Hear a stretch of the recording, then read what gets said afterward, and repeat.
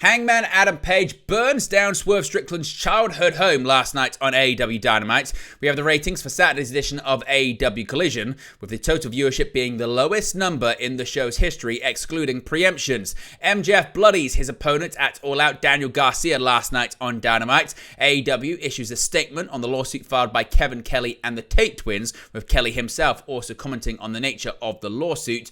John Moxley once again calls out Darby Allin last night on Dynamite, and AEW World Tag Team Championship match has been announced for AEW All Out this weekend. Mariah May successfully defends her AEW Women's World Championship. Kazuchika Okada successfully retains his AEW Continental Championship on Dynamite. Camille will be banned from the upcoming TBS title match at All Out. Chris Jericho says he doesn't think the 91st anniversary show will be the only time he returns to CMLL. Maple Leaf Pro Wrestling announces their production team featuring several recognizable names. WWE reportedly is looking to sell their former headquarters of Titan Towers, and Gisele Shaw issues a statement after her TNA wrestling release.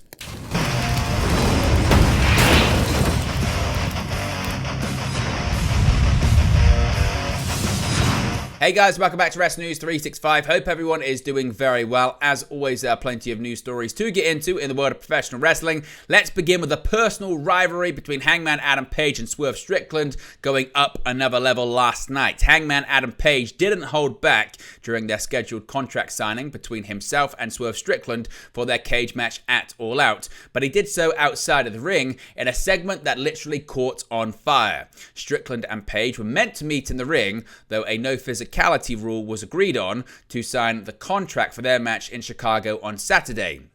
Strickland and Prince Nana came to the ring first, but when Tony Schiavone announced Page not just once but twice, he never came down the ramp when his music hit. Page appeared on the Tron and he wasn't anywhere near the arena, but rather inside Strickland's childhood home that he and the main AEW social media accounts revealed he had just purchased on Wednesday. Page said that Strickland messed up showing the world, and more specifically him, something that meant more to Strickland than just the ring he was standing in, especially after Strickland admitted to following Page while he was getting his pregnant wife to the hospital. Page had a gas can and was pouring gas on the floor of the home as he walked through it, ranting to Strickland, who stood shocked in the ring in Milwaukee, Wisconsin. Page told him to say goodbye to the AEW World Championship and any idea Strickland might have had about holding it again. Page said that Strickland will have to say goodbye to his joy and happiness on Saturday, but that he would get a little practice tonight. Once outside the home, Page lit a large match, then lit the line of gas behind him that led to the house, which quickly went up in flames. Strickland dropped to his knees in the ring in tears, watching his childhood home burn. Now, as one would expect when it comes to an angle of that nature, this reportedly is the planned main event for AEW All Out. Fightful Select reported they have learned that as of at least the beginning of September, Swerve Strickland versus Hangman Adam Page was slated to main event the AEW All Out show internally. Obviously, days before the show, things can change, but the word within the company is that the cage match will close the show.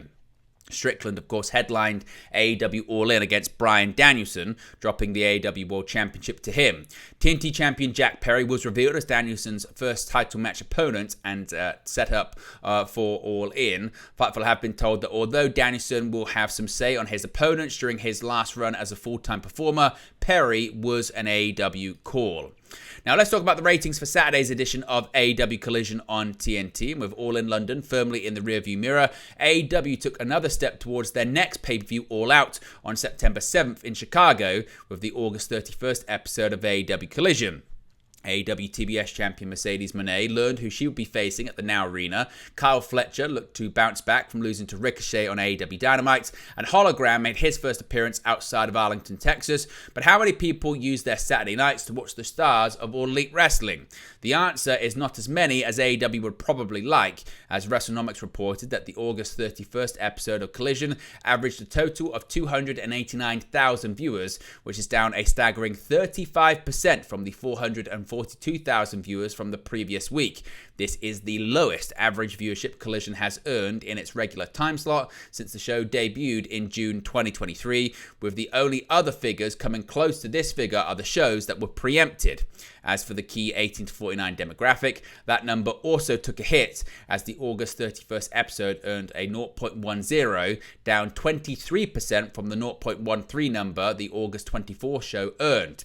This number meant that Collision ended up ranking 19th for all primetime shows that aired on Saturday nights, with the majority of the top spots being occupied by the first full week of college football games on both broadcast television and ESPN respectively. Now, while AEW didn't end up going head-to-head against WWE's Bash in Berlin event, the next episode of Collision is set to be preempted due to All Out airing on a Saturday night, meaning that the show will go head-to-head with the September 6th episode of WWE SmackDown, which will also act as WWE's Blue Brand's final night on Fox before they move back to USA Network next week. Now, going back to Dynamite last night, MJF and Daniel Garcia, of course, they're set to face off this weekend at All Out, and MJF sent a message to his opponent. Daniel Garcia stormed the ring to begin the September 4th episode of AEW Dynamite, proclaiming that he wasn't going to wait until All Out to get his hands on MJF. MJF appeared in a press box at the top of the arena and stated that he wasn't going to meet Garcia in the ring due to their match at All Out. After dialing up some special insults and calling Garcia a skinhead that's on Ozempic, Garcia quickly fired back, calling out MJF for going to Turkey for a hair transplant.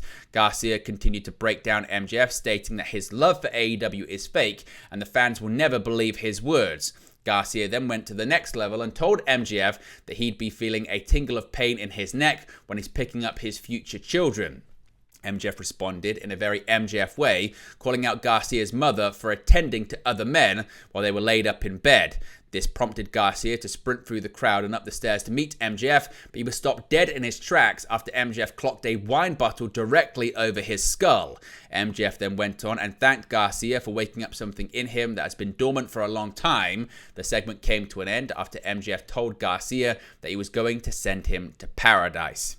Now, obviously, yesterday, a big story was this lawsuit filed by Kevin Kelly and the Tate twins against AEW, Tony Khan, Ring of Honor, and Ring of Honor broadcaster Ian Riccaboni. Now, as I mentioned, on September 4th, Kevin Kelly and the boys, also known as the Tate twins, brought a lawsuit against AEW. In the lawsuit, the plaintiffs seek to void the arbitration clause of their talent contracts and request the court to certify a class action lawsuit against AEW over claims the company is misclassifying its wrestling talent as independent contractors rather than employees.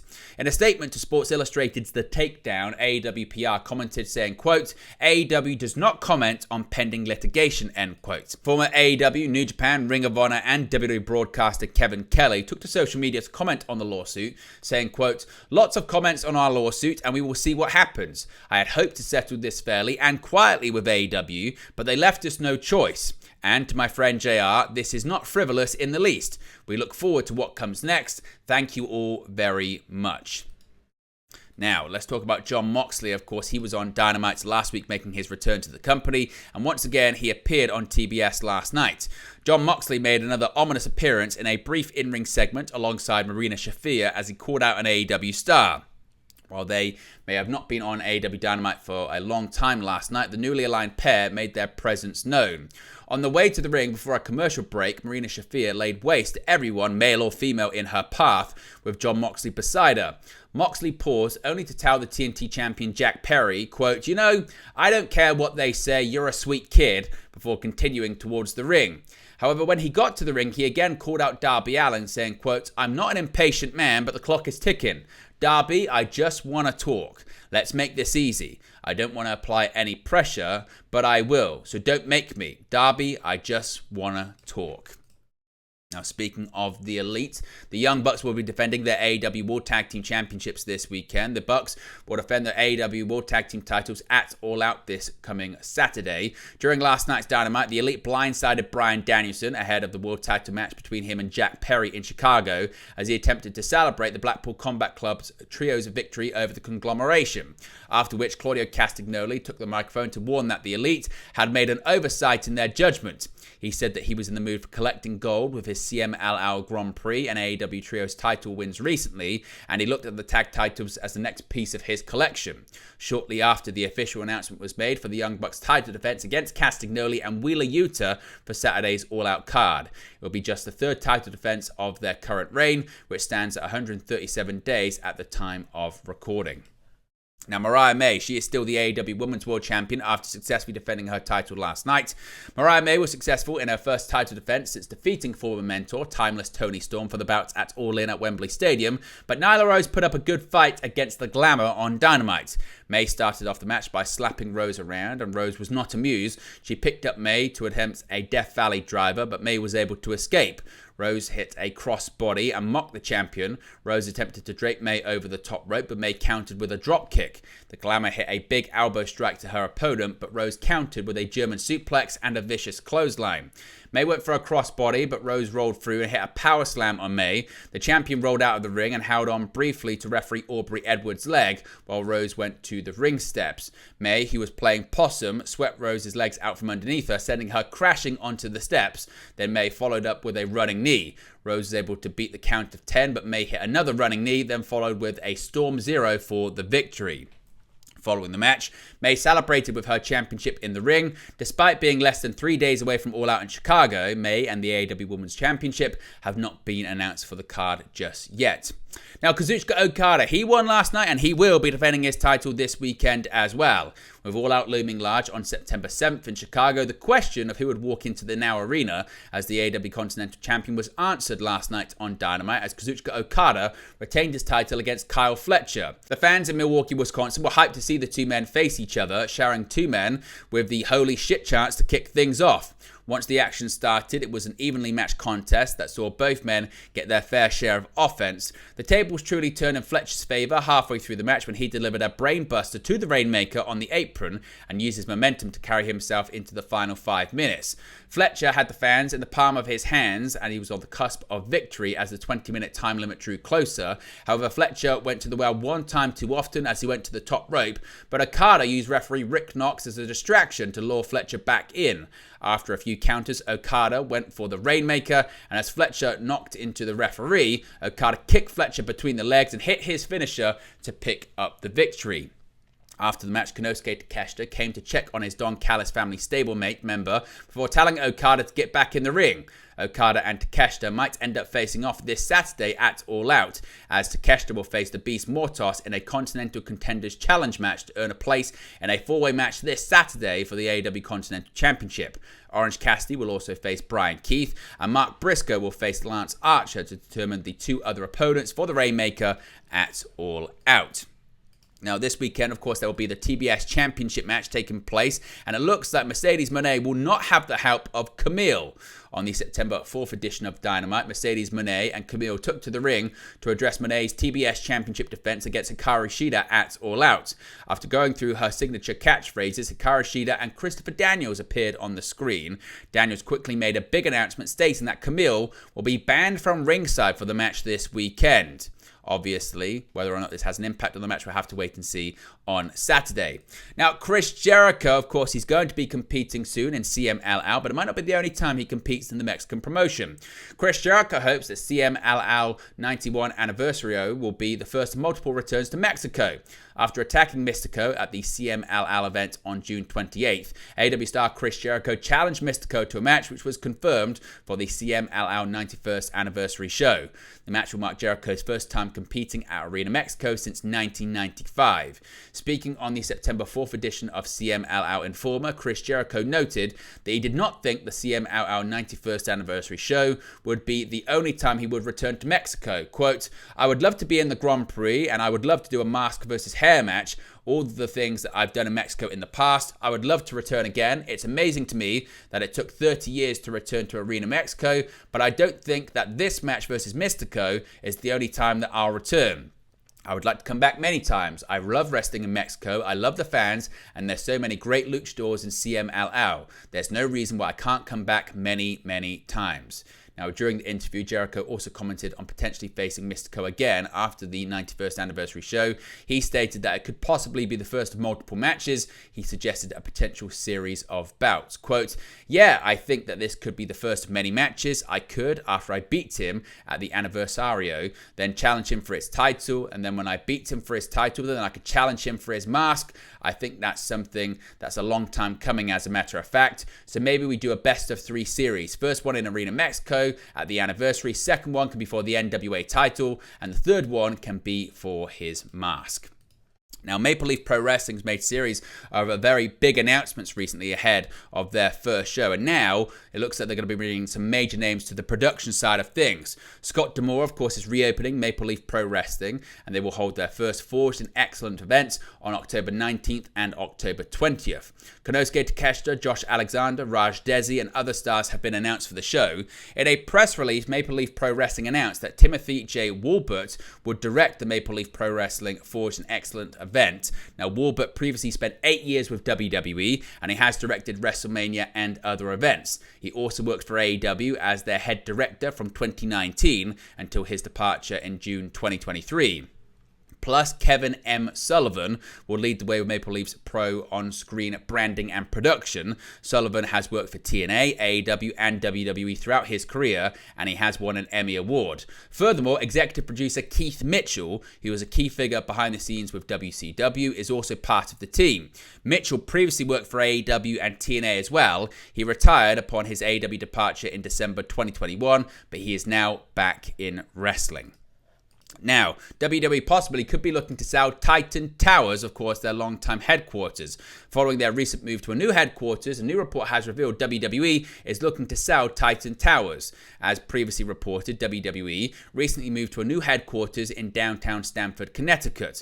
The company announced their pending move from their old headquarters to a new property in 2019, but the COVID-19 pandemic delayed the move. In a new story on CT Insider's website, WWE intends on selling their old headquarters, known as Titan Towers, in Stamford, Connecticut. The availability of the property confirms that the company is no longer factored into their long-term plans. Titan Towers is listed by the real estate company Newmark Group. The sale price is subject to offer at the time of this recording. It remains to be seen who will purchase Titan Towers at this point. And finally, Gisele Shaw has issued a statement after her departure from TNA Wrestling. Gisele Shaw has revealed that she has left TNA Wrestling, ending her 2.5-year run with the promotion. Shaw seemingly confirmed a recent report that claimed she had put in her notice at TNA and was granted her release. In a post on X, Shaw thanked the promotion for the opportunities that they gave her and is eager to see what's in store for her in the future. Quote, "Thank you to everyone who reached out.